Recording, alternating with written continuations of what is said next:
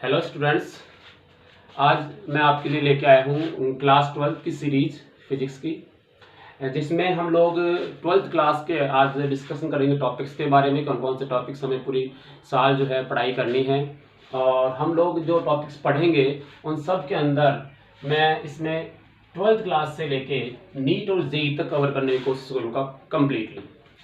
तो क्लास 12 की हम बात करें तो सबसे जो पहला टॉपिक है हमारा क्लास 12 का वो है इलेक्ट्रोस्टैटिक्स। इलेक्ट्रोस्टैटिक्स जो है ये वर्ड या इलेक्ट्रोस्टैटिक्स क्या होता है, इसके लिए आपको पहले जानना होगा कि ये एक फिजिक्स की ब्रांच होती है। फिजिक्स की एक ब्रांच है इलेक्ट्रोमैग्नेटिज्म। ठीक है भाई, अगर ये इलेक्ट्रोमैग्नेटिज्म फिजिक्स की ब्रांच है उसको जो है हम लोगों ने अलग अलग ब्रांचेज में डिवाइड किया हुआ है, और उसमें एक ब्रांच है इलेक्ट्रोस्टैटिक और एक होती है इलेक्ट्रोडायनेमिक्स। कौन कौन सी है? इलेक्ट्रोस्टैटिक और इलेक्ट्रोडायनेमिक्स। ओके, इलेक्ट्रोस्टैटिक क्या होता है इसको हम समझें तो इलेक्ट्रोस्टैटिक का मतलब देखिए, इसमें अगर हम इलेक्ट्रो की बात करें, इस इलेक्ट्रो का मीनिंग होता है चार्ज। क्या होता है? चार्ज। इलेक्ट्रो का मतलब क्या होता है? चार्ज। और स्टैटिक का मतलब होता है स्टेशनरी का मतलब रेस्ट में जो चीजें हैं, तो इसको हम बोल सकते हैं रेस्ट। स्टैटिक और रेस्ट, और हम इसको लिख सकते हैं स्टेशनरी। राइट। तो एक इलेक्ट्रोमैग्नेटिज्म की वो ब्रांच, फिजिक्स की वो ब्रांच जिसके अंदर हम लोग स्टेशनरी चार्जेस की स्टडी करते हैं। स्टेशनरी चार्जेस की क्या करते हैं? स्टडी करते हैं, उसको हम इलेक्ट्रोस्टैटिक्स कहते हैं। सो इलेक्ट्रोस्टैटिक्स का मीनिंग क्या हुआ?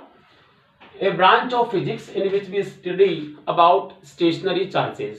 A branch of physics in which we study about stationary charges is known as electrostatics. Clear?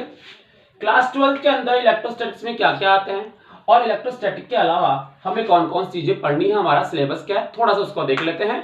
उसके बाद हम स्टार्ट करेंगे हमारे टॉपिक्स।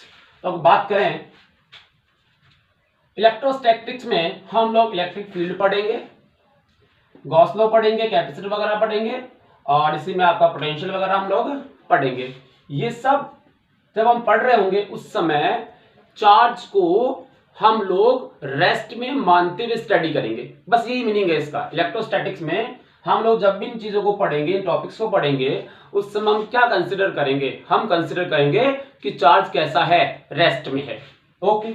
इसके बाद अगर हम बात करें डायनेमिक्स हमें समझ में आता है कि यहां पर जो चार्ज है वो कैसा होता है? मूव करने वाला, मूविंग चार्ज। यानी वो सब चीजें जिनमें चार्ज मूव करता है उसकी जब स्टडी की जाएगी तो फिजिक्स की उस वाली ब्रांच को हम इलेक्ट्रोडायनेमिक्स कहते हैं। क्लियर हो गई बात? ये हो गया आपका मूविंग चार्ज के लिए। अब मूविंग चार्ज में जैसे आप लोगों को पहले से पता है, 10th वगैरह में आपने पढ़ा है, 9th में आपने पढ़ा है कि मूविंग चार्ज, जिसको आप इलेक्ट्रॉन भी कहते हो, प्रोटॉन भी कहते हो, वो जो इलेक्ट्रॉन्स होते हैं उनका फ्लो होता है, और उनके फ्लो के कारण इलेक्ट्रिसिटी जनरेट होती है। क्या जनरेट होती है? इलेक्ट्रिसिटी जनरेट होती है। तो मूविंग चार्ज के अंदर हम जब बात करेंगे उसमें क्या क्या पढ़ेंगे? Current, electricity, magnetism, electromagnetic induction, EMI जिसको हम बोल सकते हैं, और AC अल्टरनेटिंग करंट। ये सब चीजें जो है आपकी मूविंग चार्ज से रिलेटेड होंगी। ये सभी टॉपिक्स को जब हम पढ़ेंगे उस समय चार्ज कैसा होगा? मूव कर रहा होगा। ओके भाई, बहुत अच्छा। आगे बात करते हैं। मतलब ये हुआ, इसमें बार बार हम चार्ज की बात कर रहे हैं, तो आप ध्यान दें 11th क्लास में आप लोग कंप्लीटली ऑलमोस्ट मास के बारे में डिस्कस करते हो। मास है, उस पर हमने फोर्स लगाया, वो एक्सेलरेट हुआ, उसमें जो है आपका मोमेंटम प्रोड्यूस हो गया, वो सब हम मास की बात करते हैं। तो वहां पे हीरो कौन था? मास। यहां अगर हम 12th क्लास की बात करें तो 12th क्लास में जो हीरो होगा, जिसपे पूरी फिजिक्स, ऑलमोस्ट फिजिक्स जो है वो उसी पे काम करेगी, दैट इज चार्ज। वहां मास था और यहां क्या है? चार्ज। इसको हम इलेक्ट्रिक चार्ज बोलेंगे। ओके, इस इलेक्ट्रिक चार्ज को हम लोग आगे स्टडी करेंगे, और कंप्लीट आपको इसी को ही समझना है कि इसका मीनिंग क्या होता है। इसके मीनिंग को समझने से पहले हम लोग डिस्कशन कर रहे थे अपने 12th के टॉपिक्स के बारे में। तो कुछ टॉपिक्स इलेक्ट्रोस्टैटिक्स से कवर होंगे, कुछ इलेक्ट्रोडायनेमिक्स से कवर होंगे।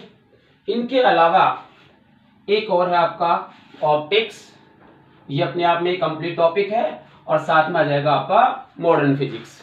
इन सबको मिला के हम लोग कंप्लीट 12th का चैप्टर्स को क्लियर करेंगे। ठीक है, तो बात करते हैं हम लोग चार्ज की। यहां से हमें स्टार्ट करना है, चार्ज का मीनिंग क्या होता है। तो ध्यान दें, charge, electric charge comes from Greek word. Greece में इसके बारे में पहले पता चला था, ग्रीक वर्ड होता है एक इलेक्ट्रॉन। देखिए स्पेलिंग मैंने क्या लिखा है, ELEKTRON। ग्रीक वर्ड में हम इसको इलेक्ट्रॉन ऐसे लिखते हैं। तो ये जो इलेक्ट्रॉन है ये इसका ग्रीक वर्ड है, जिसका मीनिंग होता है एम्बर। क्या मीनिंग होता है भाई, एम्बर। ठीक है भाई, इतना हमें समझ में आ गया कि जो है चार्ज है वो ग्रीक वर्ड है, इसको हम इलेक्ट्रॉन कहते हैं, जिसका मीनिंग क्या होता है, एम्बर होता है। अब दिक्कत यह है कि हमें एम्बर के बारे में नहीं पता कि एम्बर बेसिकली होता क्या है। थोड़ा सा अगर मैं आपको बताऊं तो एम्बर एक कह सकते हो मैटर है, लिक्विड टाइप का मैटर होता है जो आपको पेड़ों से मिलता है, और उसको जब सॉलिडिफाई किया जाता है, सॉलिड बनाया जाता है, वो आपका एम्बर बन जाता है। ठीक है, वो आपका एम्बर होता है। अब हुआ क्या, थोड़ी सी इसकी कहानी समझते हैं हम लोग। कहानी समझे किसकी, चार्ज की। तो चार्ज की जब हम कहानी समझेंगे तो उससे हमें इसकी समझ बनेगी, और पिछले टाइम से लेके अब तक हम लोगों ने इसमें कितना इंप्रूव किया हमारे नॉलेज के अंदर, वो हम लोग इसकी कहानी से समझते हैं। चार्ज की बात करते हैं। देखिए पहले क्या था, एक साइंटिस्ट थे जिनका नाम था थेल्स। थेल्स ने सबसे पहले क्या देखा कि जो एम्बर मैं बोल रहा था आपसे, एम्बर, ये एम्बर, ठीक है, इस एम्बर को थेल्स ने क्या किया, कुछ आपके जैसे ऊन है होती है आपकी वूलन, उससे रब किया या किसी क्लॉथ से रब किया। रब करने के बाद थेल्स ने देखा कि जो एम्बर है इसके पास एक पावर आ गई। क्या आ गई भाई, पावर। इसके पास एक फोर्स आ गया जो पहले नहीं था। तो यहां से उसका दिमाग काम करना स्टार्ट हुआ कि जब एम्बर जो था उसके पास पहले कोई पावर नहीं थी, बट इसी एम्बर को हमने किसी सरफेस से यानी किसी क्लॉथ, ऊन वगैरह से हमने रब किया, तो हमने देखा या थेल्स ने देखा कि उसके ऊपर क्या आ गया, एक पावर आ गई उसके पास। वो पावर क्या थी उसको समझिए। उसने क्या किया कि जैसे मान लो यहां हमारे पास कुछ डस्ट पार्टिकल है, कुछ कागज के पार्टिकल है, पत्तियां मान लो, सूखी पत्तियां मान लो, वो सब है, ये यहां पड़ी हुई है ऐसे। ओके, तो थेल्स ने क्या देखा कि एम्बर को रब करके यहां इसके पास में लेके आए, यहां कहीं। तो देखा कि ये जो जितने भी डस्ट पार्टिकल्स हैं, छोटे छोटे जो टुकड़े हैं या कागज के जो टुकड़े हैं, वो सब इस एम्बर की तरफ अट्रैक्ट होने लग गए और इसके आगे चिपकने लग गए, ऐसे चिपकने लग गए। ये पहले तो नहीं हो रहा था, ये कब हुआ, जब एम्बर को रब किया गया। तो ये जो पावर इसके पास आई, ये जो प्रॉपर्टी, इसको हम प्रॉपर्टी बोलेंगे, इसके पास जो प्रॉपर्टी आई है रब करने से, वो जो प्रॉपर्टी है उसी का नाम चार्ज है। उसी का नाम क्या है भाई, चार्ज है। ये किसने बताया आपको, थेल्स ने, एम्बर का एक्सपेरिमेंट करके। ठीक है, तो जब इसके बारे में डिस्कशन हुआ, इतना उनको पता चल गया, फिर जैसे जैसे इसके अंदर जो है इंप्लीमेंटेशन हुआ, तो उसके साथ साथ कुछ और जो है हमारे पास साइंटिस्ट आए, विलियम गिलबर्ट, और उन्होंने भी एम्बर के अलावा जितने भी और जो आपके सब्सटेंस होते हैं उनके साथ ऐसा ही किया जैसा एम्बर के साथ थेल्स ने किया था। रब किया, चीजों को देखा, वो अट्रैक्ट कर रहे थे। ठीक है, जैसे ही ये सब चीजें प्रूफ हुई कि इनके पास एक पावर आ जाता है, सब्सटेंस के पास एक पावर आ जाता है जब उसको हम रब करते हैं, और वो जो पावर उसके पास जिस प्रॉपर्टी के कारण आया है, उसी प्रॉपर्टी का नाम क्या है, चार्ज। ठीक है, उसके बाद हम समझते हैं कि ये चार्ज जो है, बेसिकली तुम लोग सब जानते हो कि चार्ज जो है एक प्लस होता है, एक माइनस होता है। आज हम इन्हीं की डिस्कस करेंगे कि प्लस और माइनस होता क्यों है, प्लस और माइनस ही नाम क्यों निकाला गया, इसका नाम कालू और धोलू क्यों नहीं निकाला गया, ये चीज हम समझने की कोशिश करेंगे। तो इसको समझने के लिए हम लोग एक्सपेरिमेंट करते हैं। जो एक्सपेरिमेंट बेंजामिन फ्रैंकलिन ने किया, किसने किया? बेंजामिन फ्रैंकलिन ने बताया कि चार्ज जो हैं वो 2 टाइप्स के होते हैं। कितने टाइप्स के होते हैं? 2 टाइप्स के, टाइप्स ऑफ चार्ज। 2 टाइप्स के चार्ज होते हैं। 2 टाइप्स के जो चार्ज होते हैं उनकी अगर हम डिस्कशन करें तो देखो बेंजामिन फ्रैंकलिन ने क्या जो है आपका एक्सपेरिमेंट किया, उसकी हम बात करते हैं। देखो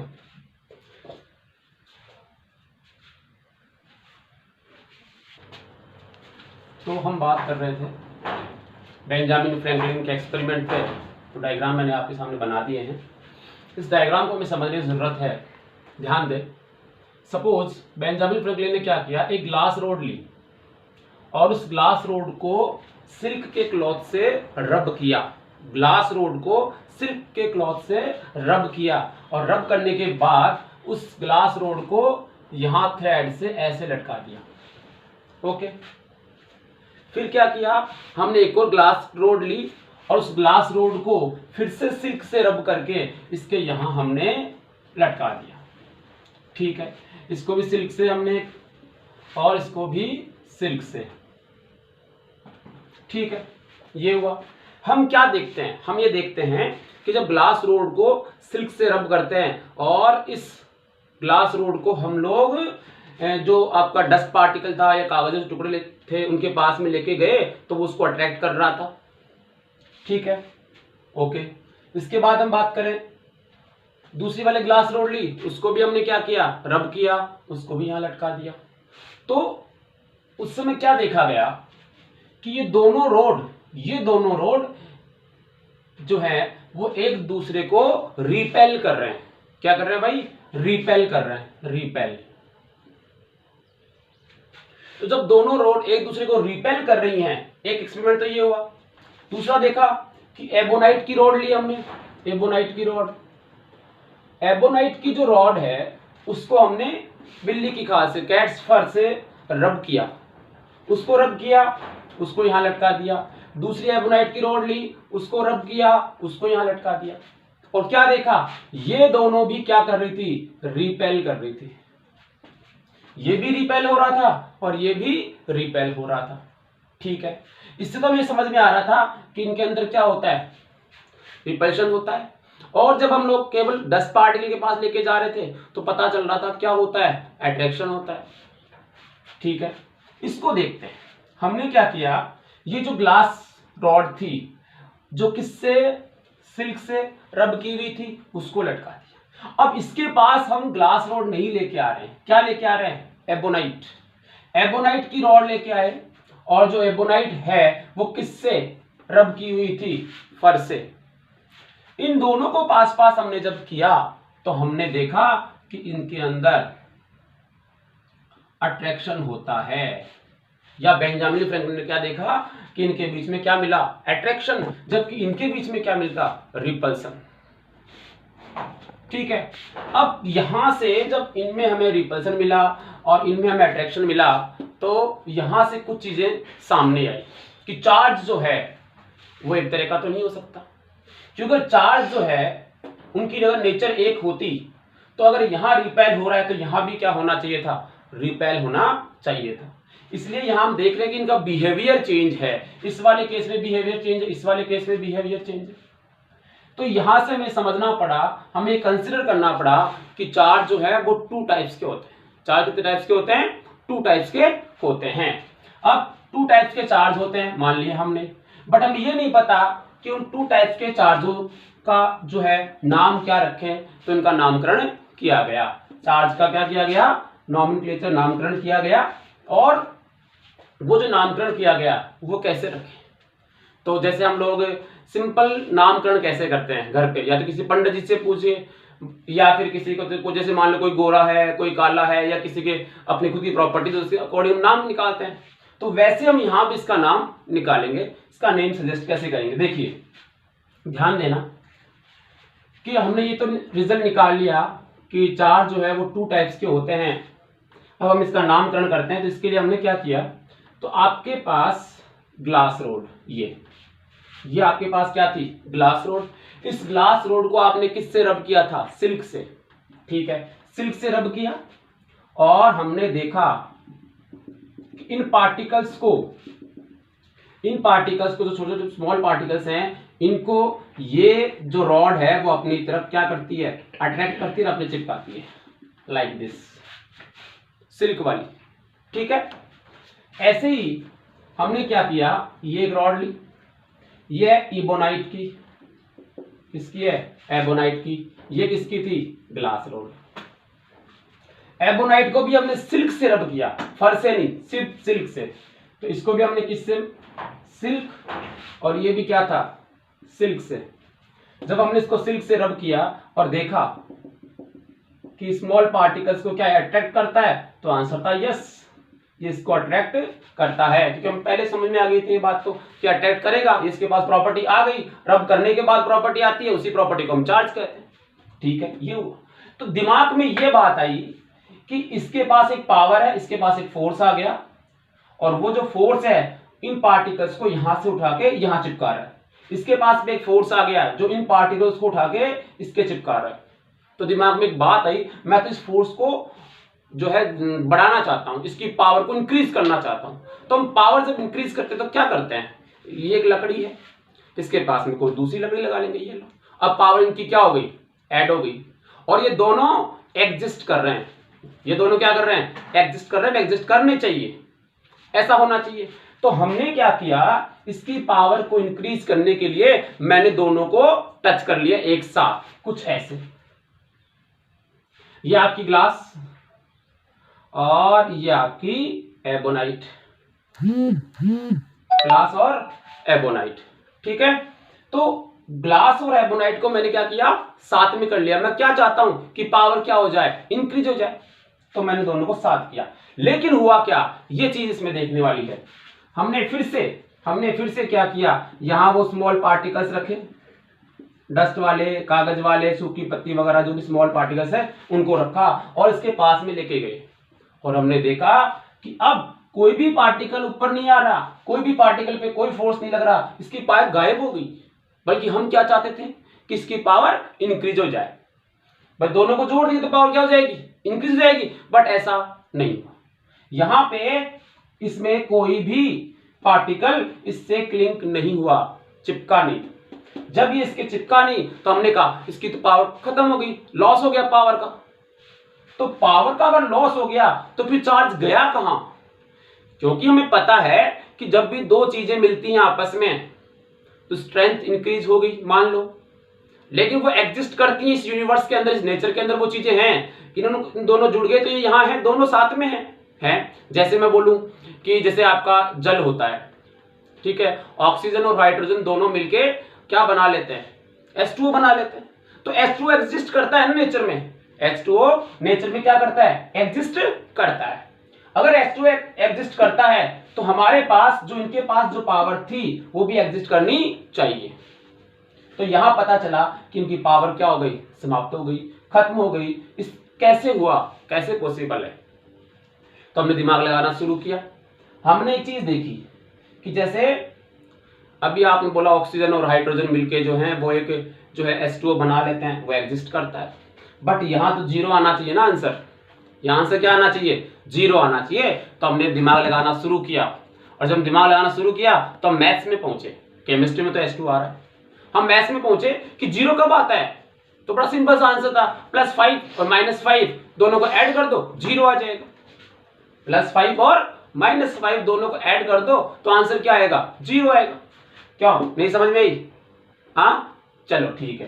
तो ये आपका आंसर आता है, प्लस और माइनस को ऐड करते हैं, तो प्लस और माइनस को जब +5 और -5 को जब हम ऐड करते हैं तो आंसर क्या आता है, जीरो, जीरो आंसर आता है। तो यहां से ये दोनों अजीब से नाम निकाले गए, एक का नाम प्लस और एक का नाम माइनस, इसलिए जीरो इसको माना गया। ठीक है, तो अब हमें समझ में आया कि प्लस और माइनस नाम इनके क्यों हैं, चार्जेस के नाम प्लस और माइनस क्यों निकाले गए हैं। तो ये नाम जो है वो आपके प्लस और माइनस नाम हो जाएंगे। ठीक है, ओके। तो जो हम लोग कह रहे थे कि नामकरण हमने किया प्लस और माइनस, बट अब जो एबोनाइट रॉड है या सिल्क है या फिर ग्लास रॉड है, उनमें से कौन सी पॉजिटिव और कौन सी नेगेटिव है, ये हमारे सामने क्वेश्चन बनता है। क्या पोलैरिटी तो हो गई कि जैसे हम लोगों ने क्या किया था, ग्लास रॉड थी उसको सिल्क से रब किया था, तो इसके पास एक चार्ज आ गया, और वो जो चार्ज है और दूसरे वाले जो सिल्क था उसके पास भी चार्ज आ गया, बट किसके पास पॉजिटिव किसके पास नेगेटिव, ये हमारे सामने क्वेश्चन था। तो इसके लिए क्या किया गया, जितने भी एलिमेंट्स हैं हमारे पास, सब्सटेंस हैं जो नेचर में ऑलमोस्ट काम में आते हैं, उन सबको रब करके देखा गया और रब करके एक रिजल्ट निकाला, और रिजल्ट के अकॉर्डिंग हमने टेबल बना रखी है। उस टेबल के अकॉर्डिंग हम लोग कंसिडर करेंगे कि कौन सा पॉजिटिव और कौन सा नेगेटिव। ओके भाई, बहुत अच्छा भाई। देखो यहां ग्लास रोड, कैट्स फर, वुलन क्लॉथ, नेगेटिव चार्ज में लिखा है silk cloth, ebonite rod, plastic rod, amber, rubber, plastic और एबोनाइट। इसका रूल क्या है उसको समझते हैं। देखिए अगर आप ग्लास रोड को इधर इन सब में से किसी से भी रब करते हो तो हमेशा ये ग्लास रोड कैसी होगी, पॉजिटिव, ये इसका रूल। ग्लास रोड को अगर आपने सिल्क से रब किया उस वाले केस में चार्ज का ट्रांसफर हुआ, ठीक है, जो चार्ज ट्रांसफर होगा उसके अकॉर्डिंग इसके ऊपर क्या होगा, पॉजिटिव, और इसके ऊपर क्या होगा, नेगेटिव।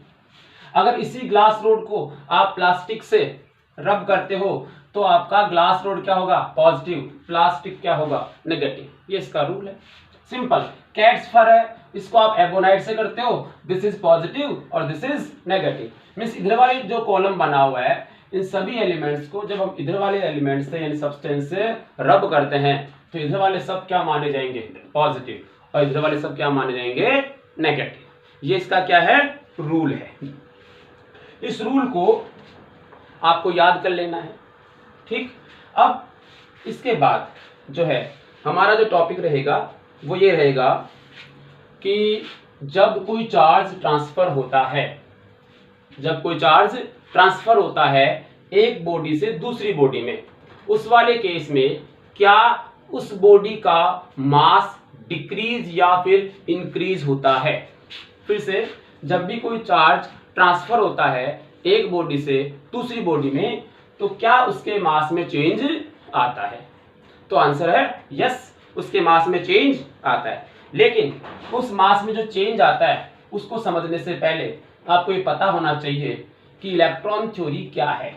क्या भाई, इलेक्ट्रॉन थ्योरी। तो इलेक्ट्रॉन थ्योरी अगर आप देखें बहुत छोटी सी, आप समझते हो इस बात को, पहले से सबको पता है इलेक्ट्रॉन थ्योरी क्या होती है। सिंपली एटम के बारे में आप जानते हो, एटम मैं आपको बता रहा हूं, इलेक्ट्रॉन थ्योरी। एटम बेसिकली क्या होता है, तो एटम में एक न्यूक्लियस होता है और उस न्यूक्लियस के अंदर पॉजिटिव चार्ज होता है, सबको पता है, जिसको आप लोग प्रोटॉन कहते हैं, पॉजिटिव चार्ज। साथ में क्या होते हैं, न्यूट्रॉन, जिन पे कोई चार्ज नहीं होता। और इस न्यूक्लियस के बाहर इलेक्ट्रॉन क्या करता है, चक्कर लगा रहा होता है, इलेक्ट्रॉन क्या करता है, चक्कर लगा रहा होता है, ठीक है। ये जो प्रोटॉन होता है, इस प्रोटॉन पर एक चार्ज होता है, आवेश, चार्ज, उसकी वैल्यू होती है 1.6 इंटू 10⁻⁻19 कूलम। ये यूनिट होती है चार्ज की, कूलम। 1.6 into 10⁻⁻19 coulomb. प्लस में ये चार्ज किस पे होता है, प्रोटॉन पे।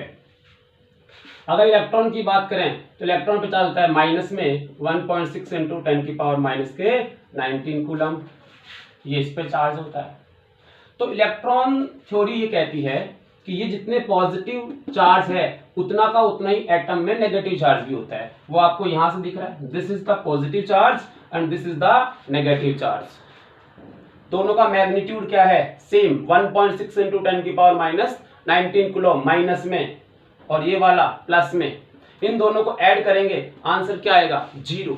इसका मतलब एक एटम पे कोई चार्ज नहीं है। तो इसका मतलब हुआ कि जो एटम है वो इलेक्ट्रिसिटी की अगर हम बात करें, इलेक्ट्रिकली न्यूट्रल है। कैसा है भाई, न्यूट्रल। तो एक एटम कैसा होता है, न्यूट्रल, जबकि उसके पास क्या है, चार्ज। यानी कोई भी बॉडी चार्ज होते हुए भी क्या होती है, न्यूट्रल। इसका मीनिंग होता है, ये सेल्फ अंडरस्टूड होना चाहिए, अगर वो न्यूट्रल है इसका मतलब ये नहीं होता कि उसके पास चार्ज नहीं है, उसके पास चार्ज है, बट वो चार्ज कैसा है। तो आंसर है number of electron is equal to number of proton. ये दोनों क्या हैं, सेम, जब जाके एटम कैसा है, न्यूट्रल। ठीक है, इसके अलावा दो चार बातें आपको और भी पता होनी चाहिए, जैसे मास ऑफ इलेक्ट्रॉन 9.1 10⁻³ kg, 9.1 10⁻³ kg। ऐसे ही मास ऑफ प्रोटॉन 1.67 × 10⁻27 kg। तो प्रोटॉन का मास इलेक्ट्रॉन के मास से बहुत ही ज्यादा होता है, प्रोटॉन का मास इलेक्ट्रॉन के मास से बहुत ही ज्यादा होता है। और देखिए ये इलेक्ट्रॉन इस न्यूक्लियस में बाहर की तरफ कौन है, न्यूक्लियस से बाहर कौन है, इलेक्ट्रॉन। तो मूवमेंट भी किसका होता है, हमेशा इलेक्ट्रॉन का। मतलब जब दो बॉडीज को रब किया जाता है तो इलेक्ट्रॉन का जब ट्रांसफर होता है, इलेक्ट्रॉन जो है वो एक बॉडी से जब दूसरी बॉडी पे जाता है, इससे इस बॉडी पे गया, तो इसका मतलब ये हुआ कि यहां से कौन जाएगा, केवल इलेक्ट्रॉन, कौन नहीं जाएगा, प्रोटॉन। भारी होता है, न्यूक्लियस के अंदर रहता है, ये नहीं चलता। तो हमेशा ट्रांसफर किसका होता है, इलेक्ट्रॉन का। बट जब हम इलेक्ट्रॉन के ट्रांसफर की बात करते हैं तो कुछ बातें आपको यहां ध्यान देनी होंगी। जब भी कोई इलेक्ट्रॉन ट्रांसफर होता है तो वो हमेशा अपने साथ कुछ मास लेके जाता है। मीन्स ये हुआ कि इलेक्ट्रॉन मास के बिना एग्जिस्ट नहीं करता। ध्यान देना, वेरी इंपॉर्टेंट थिंग। चार्ज की मैं बात करूं, चलो इलेक्ट्रॉन को छोड़ो, हम लोग चार्ज बोलते हैं। चार्ज जो है can't exist without mass, can't exist without mass. Charge जो है वो बिना मास के पॉसिबल नहीं है। मीनिंग क्या हुआ कि अगर मैं इस ऑब्जेक्ट को इस ऑब्जेक्ट से रब करता हूं, सपोज इस पे से 5 इलेक्ट्रॉन इस पे आ गए, तो इसका मतलब इस पे से कुछ मास भी इस पर ट्रांसफर हुआ है। वो मास कितना ट्रांसफर हुआ है वो तो हम निकाल सकते हैं कि अगर 5 इलेक्ट्रॉन इधर आए हैं और एक इलेक्ट्रॉन का मास इतना होता है, तो 5 से मल्टीप्लाई करके कितना मास जो है ट्रांसफर हुआ वो हम निकाल सकते हैं इजी वे में। इसलिए चार्ज कांट एग्जिस्ट विदाउट मास, ये बात ट्रू है। बट क्या मास एग्जिस्ट होता है विदाउट चार्ज? आंसर है यस। मास जो है एग्जिस्ट करता है, mass can exist without charge. Okay भाई, mass can exist without charge. कैसे? इसका एग्जांपल लो आप। इसका एग्जांपल है, जैसे मैं बोलूं न्यूट्रॉन। न्यूट्रॉन क्या होता है? तो आंसर है न्यूट्रॉन पे चार्ज कितना होता है भाई? 0। बट न्यूट्रॉन का मास तो ऑलमोस्ट किसके इक्वल होता है? ऑलमोस्ट इसके इक्वल होता है, प्रोटॉन के मास के इक्वल। तो न्यूट्रॉन का मास प्रोटॉन के मास के ऑलवेज ऑलमोस्ट इक्वल होता है, बट न्यूट्रॉन पे चार्ज कितना होता है? 0। यानी एक मास के साथ चार्ज हो ये कोई जरूरी नहीं है, लेकिन ये कंपल्सरी है कि चार्ज के साथ हमेशा क्या होगा? मास होगा। क्लियर होगी बात? तो ये जो मास होगा चार्ज के साथ और कितना इलेक्ट्रॉन इसमें ट्रांसफर होंगे, इसको हम समझ सकते हैं। कैसे? देखो, ये शायद मेरे साथ सबको क्लियर हो गई। आगे देखते हैं कौन सा पॉजिटिव और कौन सा नेगेटिव, ये हमें समझना होगा। सपोज आपके पास एक न्यूट्रल बॉडी है। क्या है? बॉडी। एटम से मिलकर हमने एक बॉडी बना ली, वो एक न्यूट्रल बॉडी है। इसके अंदर लाख इलेक्ट्रॉन है और लाख ही क्या है? प्रोटॉन है। But ultimately charge, net charge कितना है इस पे? नेट चार्ज कितना है इस पे? 0। इसका मतलब बॉडी कैसी है? न्यूट्रल। जैसे हमने एटम की बात की, क्योंकि एटम से मिलकर ये बॉडी बनी है। अब ये बॉडी पॉजिटिव कब होती है, ये बॉडी नेगेटिव कब होती है? तो ये वो बॉडी है, इस संसार में जितनी भी आपके पास ऑब्जेक्ट्स हैं उन सब के अंदर चार्ज होता है, बट वो चार्ज प्रोटॉन और आपके जो इलेक्ट्रॉन्स हैं उनको अगर हम ऐड करते हैं तो न्यूट्रली कितना हो जाता है? 0 आ जाता है। तो हमने क्या किया, इस बॉडी से कुछ चार्ज हमने हटा दिए। हटा दिया मतलब ये बॉडी अगर चार्ज डोनेट करती है, क्या करती है भाई? चार्ज डोनेट करती है, मतलब इलेक्ट्रॉन, चार्ज की फॉर्म में कौन निकलेगा? इलेक्ट्रॉन। अगर ये बॉडी इलेक्ट्रॉन्स को डोनेट करती है तो आप सोचो इसके पास कौन सा चार्ज आएगा? तो आंसर है इसके पास जो है ये पॉजिटिव चार्ज, पॉजिटिवली चार्ज हो जाएगी। क्या हो जाएगी? ये पॉजिटिवली चार्ज। ये बॉडी पहली कैसे थी? न्यूट्रल, बट इसने जब इलेक्ट्रॉन डोनेट किए, रब करने से इसका कुछ इलेक्ट्रॉन दूसरी वाली बॉडी पे चला गया, तो अब ये जो बॉडी है, अब ये जो बॉडी है वो कैसी हो गई? Positively charge. How come? ये भी हमें समझना चाहिए कैसे हुई। तो इसको समझने के लिए थोड़ा सा ध्यान दें। सपोज ये बॉडी है, इस बॉडी में 1 2 3 4 प्लस है, 1 2 3 4 ही क्या है? माइनस। अब बताइए ये कैसी है? न्यूट्रल। ओके, हमने सिल्क ले लिया, सिल्क के पास 1 2 प्लस माइनस, प्लस कितने? 2, माइनस भी कितने? 2। इस सिल्क को इस ग्लास से रब कर लिया, इस सिल्क को इस ग्लास से रब किया। जब हमने इसको इससे रब किया तो इसमें कुछ चार्ज का ट्रांसफर हुआ। मान लो इसका एक इलेक्ट्रॉन यहां से ट्रांसफर हुआ और इसमें आ गया, एक इलेक्ट्रॉन यहां से ट्रांसफर हुआ और इसमें आ गया, दूसरा इलेक्ट्रॉन यहां से ट्रांसफर हुआ और इस पर आ गया। तो ये ट्रांसफर हुआ है किसका? इलेक्ट्रॉन का। अब आप सोचिए प्लस माइनस, ये तो मिलके क्या बना देंगे? इसको न्यूट्रल। इधर ध्यान दें, प्लस माइनस, ये दोनों मिला के इसको क्या बनाएंगे? न्यूट्रल, बट ये दोनों क्या रहेंगे? Positive charge. इसका मतलब इस समय ये बॉडी कैसी है? पॉजिटिवली चार्ज है, क्योंकि ये तो आपस में क्या हो जाएंगे? कैंसिल। और ये क्या बचे यहाँ पे? पॉजिटिव चार्ज, इसलिए पॉजिटिव चार्ज हो जाएगा।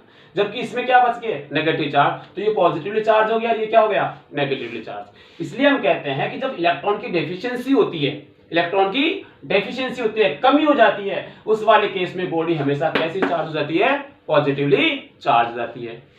ओके भाई साहब, आगे बढ़ते हैं भाई। बहुत अच्छा।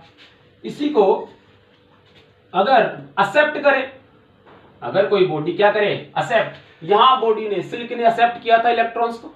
जब सिल्क ने इलेक्ट्रॉन्स को एक्सेप्ट किया, उस वाले केस में ये कैसा चार्ज हो गया? नेगेटिवली। तो ये आपका नेगेटिवली चार्ज हो जाएगा, नेगेटिवली चार्ज। ठीक है, ओके। तो हमें समझ में आया जब इलेक्ट्रॉन की डेफिशिएंसी होती है तो बॉडी कैसी हो जाती है? Positively charge. और जब इलेक्ट्रॉन जो है लॉस हो जाता है, सॉरी इंक्रीज हो जाता है, उस वाले केस में नेगेटिवली चार्ज हो जाता है। ओके, इसी को थोड़ा सा और समझते हैं। जब इलेक्ट्रॉन का ट्रांसफर हुआ तो उस वाले केस में मास का भी ट्रांसफर हुआ, क्योंकि मास के बिना इलेक्ट्रॉन का ट्रांसफर हो ही नहीं सकता। तो अगर मास का ट्रांसफर हुआ है तो कितना मास ट्रांसफर हुआ? तो आंसर है कि मान लो इस बॉडी से n नंबर ऑफ इलेक्ट्रॉन इस बॉडी में आ गए, इस बॉडी में तो किसी दूसरी बॉडी में चले गए, तो इस बॉडी के पास इसका कितना जो है मास ट्रांसफर हुआ? n आपके नंबर ऑफ इलेक्ट्रॉन्स थे। एक इलेक्ट्रॉन का मास कितना है? me 9.1 × 10⁻³ kg। तो अगर एक इलेक्ट्रॉन के लिए हम लिखे 9.1 × 10⁻³ kg, तो n इलेक्ट्रॉन के लिए n इंटू कितना? This is delta m। इसको हम डेल्टा m से शो करते हैं कि कितना मास ट्रांसफर हुआ है। ट्रांसफर हुआ है इतना मास। 5 इलेक्ट्रॉन यहां जाते हैं तो यहां कितना लिखा जाएगा? 5 7 मीन्स यहां 7। वैसे इतना मास जो है वो ट्रांसफर हो जाता है। अच्छा, अगर इतना मास ट्रांसफर हो गया, पॉजिटिव चार्ज होगी, तो क्या इसका मास इंक्रीज हुआ? यस सर, इसका मास इंक्रीज होगा ना। इसका मास क्या होगा? इंक्रीज होगा कि नहीं होगा? होगा। तो जब इसका मास इंक्रीज होगा तो हमने यहां लिख दिया इंक्रीज्ड। मास इसका क्या होगा भाई? इंक्रीज्ड। इसका मास क्या होगा? सॉरी ये अगर ट्रांसफर हुआ है तो इसमें इलेक्ट्रॉन निकल गए, सॉरी डिक्रीज्ड। इसका मास डिक्रीज होगा, और जो गेन करता है उसका मास क्या होगा, इंक्रीज। जो गेन करता है उसका मास क्या हो जाएगा भाई, इंक्रीज हो जाएगा। ये जो है इसके मास में चेंजेस आते हैं। तो ये जो इसके मास में चेंजेस आते हैं, तो इसके न्यूमेरिकल हम लोग आगे जाके इसके न्यूमेरिकल करते हैं, देखते हैं इसके न्यूमेरिकल। तो हमारा क्वेश्चन है, an object is charged so much that it's mass is increased by 9.1 nanogram, then find number of electron transferred from the object, charge on the object and nature of the charge, positive या negative, ये हमें निकालना है। तो हम लोगों को पता होना चाहिए पहले कि गिवन क्या है, इंक्रीज्ड बाय 9.1 नैनोग्राम। इसका क्या मीनिंग हुआ, ये हमें डेल्टा एम गिवन है 9.1 नैनोग्राम। इसको क्या लिख सकते हैं, 9.1 10 की पावर कितना -9, और ये ग्राम। इसको अगर हम ऐसा सिस्टम में लिखेंगे तो आएगा 10 की पावर -12 किलोग्राम। ये आपका इतना मास ट्रांसफर होता है। अब n निकालना है, तो हमारा डेल्टा m का फॉर्मूला क्या होता है, delta m is equal to n into mass of electron. So n is equal to delta m upon m e, आप पॉज करके सॉल्व कर सकते हो। Then this is equal to 9.1 into 10 की पावर -12 अपॉन 9.1 इंटू 10 की power -31, यह आ जाएगा आपका। और इसको जब हम सॉल्व करेंगे उस वाले केस में हमारा जो आंसर होगा वो कितना आ जाएगा, बताओ भाई, 10 की power 19, n is equal to 10 की पावर 19। इतना नंबर ऑफ इलेक्ट्रॉन ट्रांसफर हुए हैं इस ऑब्जेक्ट से। जब इतने इलेक्ट्रॉन ट्रांसफर होने से उसके मास में कितना इंक्रीमेंट हो गया, तो आंसर है 9.1 इंटू 10 की पावर -12 किलोग्राम। ये इसका मीनिंग हुआ। ठीक है, दूसरा हमसे क्या पूछा है, दूसरा हमसे पूछा है Q, ये Q इज इक्वल टू, आगे आपको ये फॉर्मूला बताऊंगा मैं, Q is equal to NE, quantitation of charge होता है जो आपके आगे आएगा। Q is equal to NE, N is equal to 12, 10 की पावर 19, और दिस इज 1.6 इंटू 10 की पावर -19। ठीक है, और इसको सॉल्व करने पे कितना आएगा, 1.6 coulomb. This is the charge. अब ये चार्ज की नेचर कैसी है, तो object is charge so much that it's mass increase हुआ है। मास इंक्रीज होने का मतलब क्या हुआ है, इसने इलेक्ट्रॉन गेन किए, और इलेक्ट्रॉन गेन किए हैं, इसका क्या मतलब हुआ कि ये क्या हो गया, नेगेटिवली। जो गेन करता है वो नेगेटिवली, जो डोनर होता है वो पॉजिटिव चार्ज होता है, इसलिए इसकी नेचर कैसी होगी, नेगेटिव। Clear, okay. तो ये आपका क्वेश्चन। तो नेक्स्ट हमारा एग्जांपल हम एक और ले रहे हैं इस चीज को समझने के लिए। सपोज हमारे पास दो स्फीयर हैं ए और बी, कोई भी ऑब्जेक्ट है जिनके मास m और m। क्वेश्चन कहता है कि 100 electrons are transferred from A to B. A से बी में 100 इलेक्ट्रॉन ट्रांसफर होते हैं। Find difference in their mass, difference in their mass ma minus mb। अच्छा भाई, बहुत बढ़िया। तो वैसे आप इस क्वेश्चन को सॉल्व करने के लिए हम क्या करेंगे, थोड़ा सा ध्यान देना कि कितना मास ट्रांसफर हो रहा है, इसको हमें समझना पड़ेगा। और वो कितना मास, मतलब वो डिफरेंस ही आपको निकालना है। देखिए 100 इलेक्ट्रॉन ए जो है वो इसको देता है, तो इसके कितने कम हो गए, जितना भी था पहले उसमें से 100 का जो मास होगा उतना कम हो जाएगा। इसके पास जितना भी मास पहले था उसमें 100 इलेक्ट्रॉन्स का मास और ऐड हो जाएगा। तो इसका ये मतलब हुआ कि मैं आपसे कहूं कि इन दोनों में कितने इलेक्ट्रॉन्स का डिफरेंस है, तो आंसर है 200 का। कितने इलेक्ट्रॉन्स का डिफरेंस है, 200 का। ये तो इलेक्ट्रॉन का डिफरेंस है। और अगर हमें मास का डिफरेंस चाहिए तो एक इलेक्ट्रॉन का मास कितना होता है, me। ये टोटल डिफरेंस हो गया, जिसको आप क्या लिखते हो, delta m, number of electrons, दोनों के बीच में डिफरेंस आ गया। और साथ में क्या आ जाएगा, me। ये क्या है, ma माइनस mb, ये डिफरेंस हुआ ma माइनस mb। और इस डिफरेंस को हम निकाले तो कितना आएगा, 200 इंटू me, 9.1 इंटू 10 की पावर कितना, -31 किलोग्राम। इसको सॉल्व कर लो, 18.2 10 की पावर माइनस के 29 किलोग्राम। इतना जो मास है वो क्या हो जाएगा, ट्रांसफर होगा, यानी डिफरेंस ये रहेगा दोनों के मास का। ठीक है, ओके, थैंक यू।